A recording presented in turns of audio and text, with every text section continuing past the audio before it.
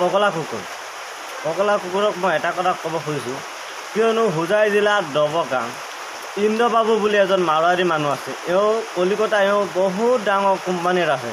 প্ৰায় 400 অসমৰ ল'ৰা ছোৱালীক এওঁ কাম দিছে। ইন্দ্ৰবাবু বুলি কয় হোজাই জিলা।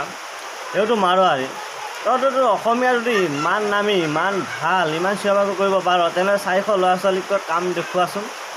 যে ইন্দ্ৰবাবু বুলি নাম আছিলে দবগাং হোজাই জিলা, তই কাম দেখুৱা চাচোন। ময়োতো ইন্দ্ৰবাবু কোম্পানীত কাম কৰিছিলোঁ, কলিকতা চিৰ্জা কোম্পানী, কাপোৰৰ কোম্পানী।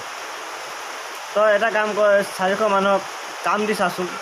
এই 400 মানুহক কাম দিব নালাগে, এই 400 মানুহক তই এসপ্তাহ ভালকৈ খুৱাই দেখুৱাচোন। তোৰ বাপেকৰ সম্পত্তিটো যদি আছে, ইমান চিঞৰ বাখৰ কৰিব নালাগে, খুৱাই দেখুৱা। আৰু তই যে মাজত ইমান চিঞৰ বাখৰ কৰিছিলি যে অসমৰ ভিতৰত বেংগলী ভাষা নচলিব, তেনেহ'লে তোৰ যদি বাপেকৰ সম্পত্তি নেকি টকাৰ ওপৰত যে বেংগলী ভাষা আছিলে, তই বেনাৰ চেনাৰ ফালিছ, দেখা পাইছোঁ।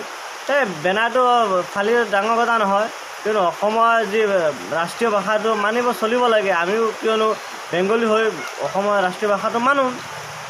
মই বেনাৰ ফালাটো মই দুখিত, ময়ো বেয়া পাইছোঁ। কিন্তু অসমত থাকিবলৈ অসমীয়া লিখিব লাগে, কিন্তু তেওঁলোকে বেংগলী লিখিছিলে।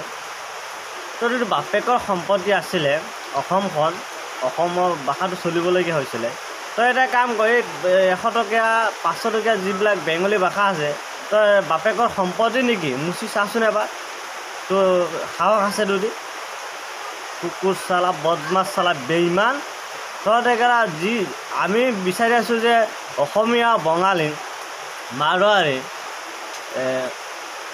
ৰাভা, কোচ সকলোকে মিলি পেলাই যাতে আমি মজবুত হ'বলৈ, তহঁতে এনেকুৱা এটা বদমাছি কৰিছ যাতে আমাৰ হিন্দু ধৰ্ম সমাজকেইটা মানে বেয়া কৰিবলৈ। তোৰতো ইমান সাহস আছে, মুছলিমৰ লগত কেতিয়াবা কাজিয়া কৰি চা না, তেতিয়াহে গম পাবি। চালা মেখেলা তলত থকা ভাল কমেণ্ট আহেতো, মেখেলা তলত থাকে, মাইকী মানুহৰ তলত থাকে। তোৰতো ইমান ভাল এটা ভাল কাম কৰি দেখুৱা।